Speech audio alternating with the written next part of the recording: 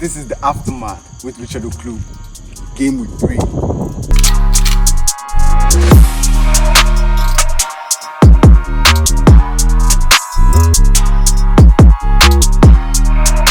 Alright, so today I have a guest here with me and I'm here with Louis. And today we'll be discussing what happened over the weekend. So, the first game we are going to start with, Louis, was a very interesting game. Liverpool against Chelsea. Liverpool played 1-1 with Chelsea. Yeah. This weekend. What did you think about the game? What are your general thoughts on the game? Well, for me, I tipped Chelsea to win that game because, obviously started the season very strongly. European champions, everyone's buzzing. Plus, they have a 25-plus goal scorer in Lukaku. So, yeah.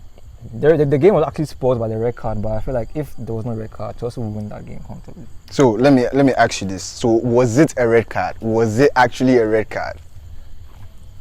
It was a handball, denying a clear goal scoring opportunity. So yeah, I think any handball on the line is a definite red card. But it's kind of unjust to him by the way it happened because he hit his thigh first, obviously. But it's stated clearly in the rule book that if you're stopping a goal scoring opportunity with your hands, it's a red card. Yeah, that's what I'm saying. It's a bit unlucky for him because it comes off his thigh first and hits his hand. But yeah, I think it was just a decision. So do you think Liverpool deserves a draw? I think Chelsea come out with that match, the happier team, because at Anfield with their fans. And really, because if you look at how the game went, Chelsea did quite well even with 10 men to defend their lead. Yeah. Liverpool were not really that threatening. Yeah, Liverpool should have scored in the second half, but I think Chelsea had a very spirited performance in the second half and they held out for a draw. All right. A much deserved draw. All right, so what did you think about new signing Lukaku? His first game, he got everyone buzzing with the goal, yeah, but we all know Lukaku, or I know Lukaku from his time at Manchester United, He does the necessary, but he's also, his game against Liverpool was quite limited because all he had to do was a lot of chasing back and stuff because he couldn't really attack, but it's a decent stuff for him. But it was a quite interesting game in all, personally. I feel like it brought back the Premier League feel, the feel that we all know, the fans going crazy and everything. Yeah, something that we really missed. We missed over the time. So what do you think? Looking at Liverpool's performance with their crowd and everything, do you think that they might have a chance to come back to the Liverpool we knew 2-3 years ago before they started having all these injuries and? Oh yeah, definitely. With Van Dijk coming back, I think they are definitely back to 2 or 3 years ago when they won the league and the Champions League. Yeah. So without a major signing, you think Liverpool can still challenge for the title? I wouldn't say win the league, but challenge for the title. Yeah, I think that front three is always going to cause problems for any team. Right. They don't look like aging anytime soon. So. All right. So the final thing I want to ask you about is, what do you think about Kai Havertz? I call him the magic boy. What an incredible header from the youngster. He came into the Premier League with quite a huge price tag, and there was so much pressure on him. He didn't perform quite early, and he was trolled. So what do you think about Kai? Well, I think Kai coming from the Bundesliga, I think he's silenced his doubters from especially his first season from winning the Champions League. And I feel like under Tuchel, he's really been a different man. He's playing like the Havertz we know from the Bundesliga at a very young age too. It's a bright future for him. All right. So there was a surprising starter in the Liverpool game, if you noticed. Harvey Elliott over Thiago Alcantara.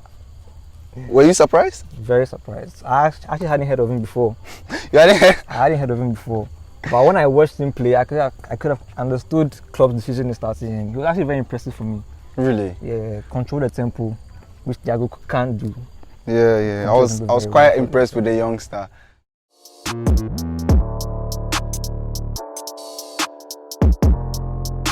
All right, so the next game we're going to be talking about, Louis, is this scoreline baffles me. Man City against Arsenal. 5-0. Tell me, what did you think about that performance before I share my thoughts? I think it was everything. I think everyone expected that, but 5-0 is just a shambles to Arsenal because there's no in that team. There's no determination. There's no passion. Players look like they don't care anymore. Shaka, I don't even want to talk about Shaka. It's just all coming down for them right now. I don't know. So, looking at this Arsenal team, do you see?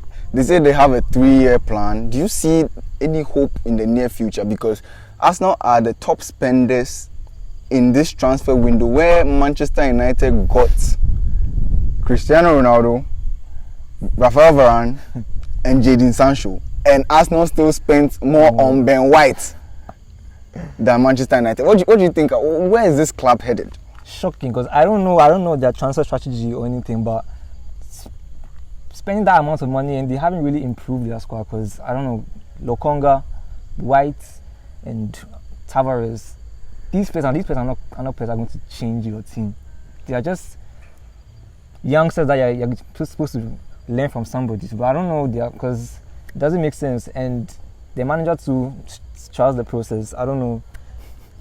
You know the problem with Arteta? He didn't learn well from Pep Guardiola. I don't know what to do from him. That's why he didn't learn, and he thought that he had not graduated class 1. He wanted to go to class 5. That's his problem. He didn't learn. But let's move away from this shambles of a club, Arsenal, to Manchester City, the defending champions. What a performance! Yeah, they play really well. Ball progression, excellence, everything.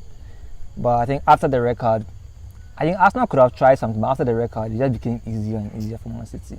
Basically a walk in the park for them. Oh, I don't really think the red card played a role, because Arsenal were just non-existent. I promise you, there is no difference between the game Man City played against Norwich and the game they played against Arsenal. Same level of quality.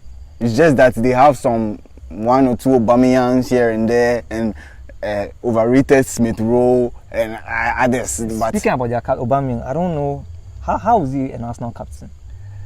Oh, he looks like he's dejected. He doesn't care. He just wants to take his money and bounce. Yeah, he's on about £300,000 a week. Is it? Yeah. Yeah, so he's cashing out, saving for the future.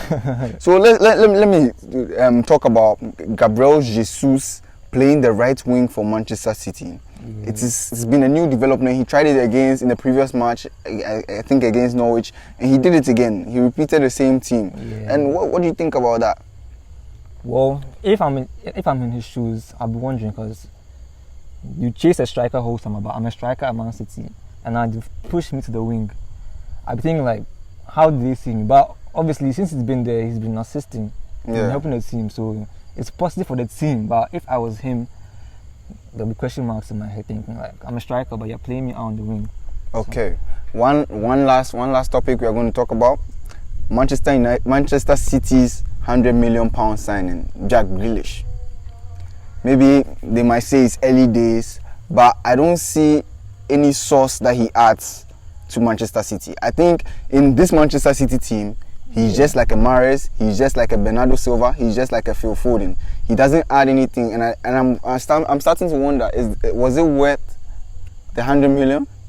Definitely not. That 100 million should have been invested in the striker, because Grealish, City already have like 3 players that are just like Grealish in their team, and Phil Foden, Bernardo Silva, Kevin De Bruyne, even Riyad Mahrez. So Grealish coming to the team just adds more to what they already have. Yeah. So I don't really see the use, but I personally think that he's only starting because he was 100 million. If they had gotten if they had gotten Grealish for 40, 45, he'll be on the bench like everyone else. That's true. Because he's a good player, but he has to convince the rest of the footballing world that he's no more an Aston Villa player. Yeah. Because he does more or less the bare minimum at Aston Villa. Like, not to say for Aston Villa is much, but if you come to a big club, that's the bare minimum. You know, they are playing European football and everything. That's the bare minimum. So if he's coming to do what he did at Aston Villa, I don't think that's enough. Honestly, I'd prefer him to go to a team like United for a proper challenge, because I feel like he's just chasing glory if he's going to Man City, because obviously they know that the league or Carabao Cup is probably guaranteed. But coming to Manchester United, don't you think that would have been a risk for him? He would have probably been on the bench, because I don't see him. I know he's a good player, but I wouldn't pick Jack Grealish over a Bruno Fernandes or Marcus Rashford, for instance. I think if Jack Grealish comes, he could bench Bruno Fernandes. Really? Really. In the games that Bruno that is very ineffective. Jack Grealish, or he could even play wing for United. So he's going to bench Rashford? I don't think so. With rotation, you need squad depth. So yeah, in the end, in the long run, to be very good. But he's going to City for glory, which he's not going to get. All right.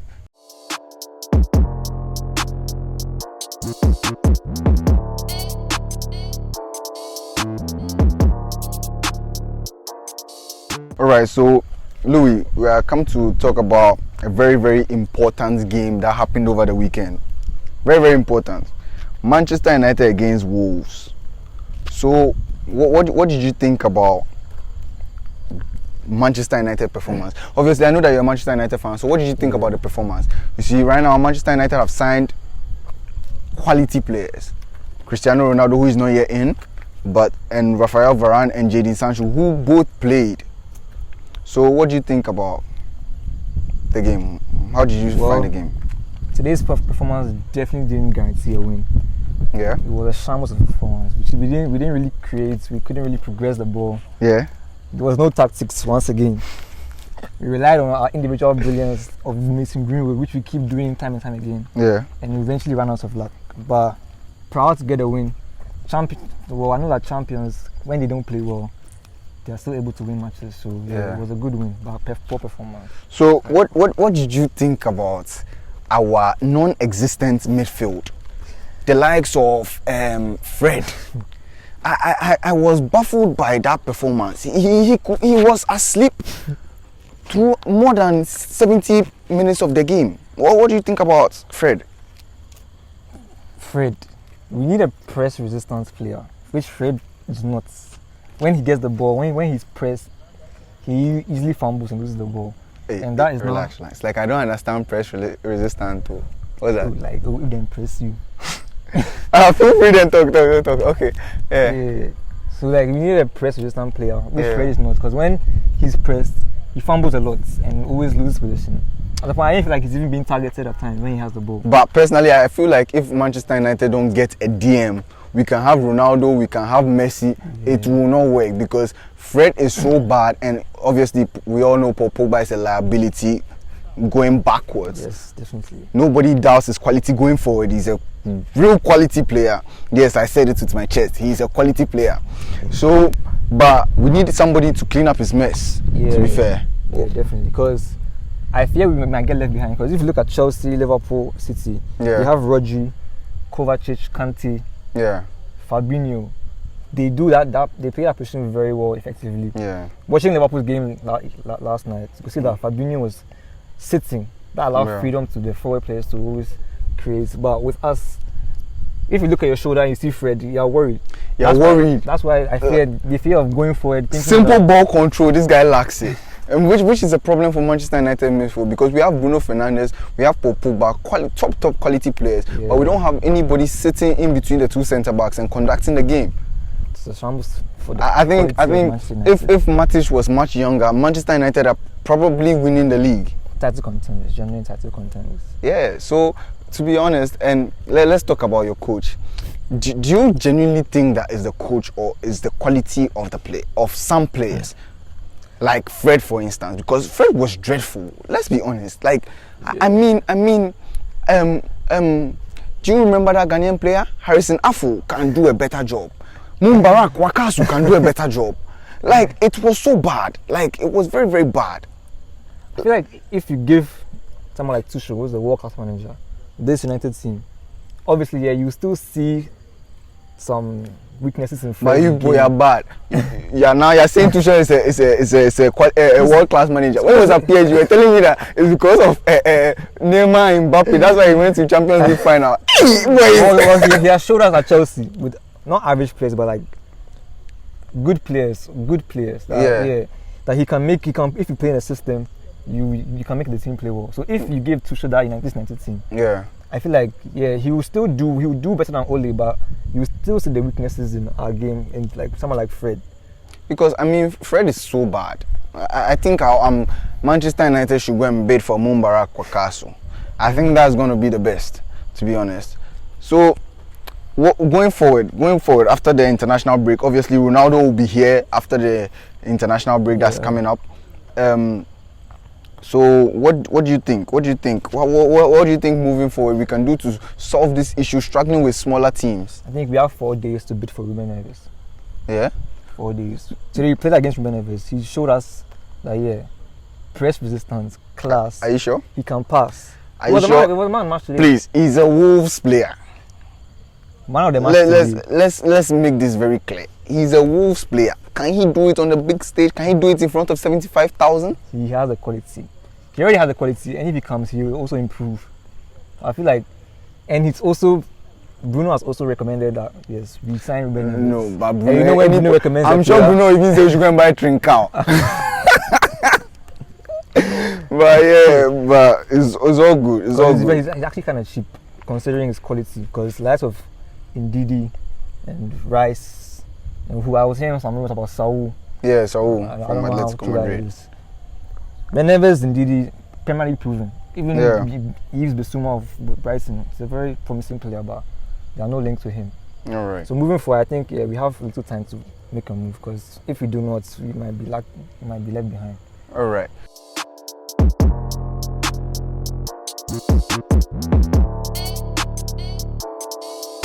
All right. So Louis, the last thing we're going to be talking about is Spurs against Watford. So Spurs got the chance to keep hold of their star man, England captain Harry Kane. And what do you think that means for Spurs at the moment? Making sure that Harry Kane stays put. Yeah, it's a plus for them, keeping one of the world's best strikers at the club.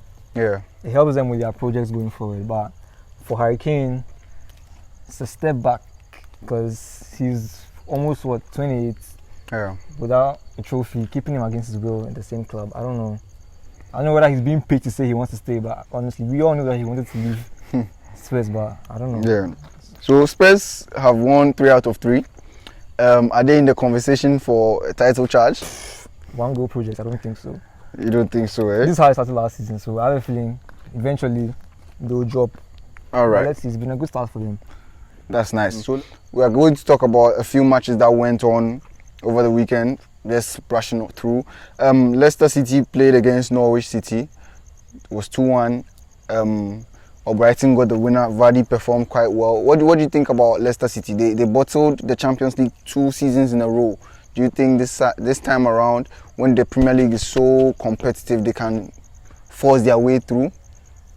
Out of the 2 seasons, this is going to be the hardest season for them to get into the top 4. Yeah. But we know Leicester, they always surprise. But let's see, because this season, with all the top 4 teams actually being very strong, I will not put against them to be out of the top 4.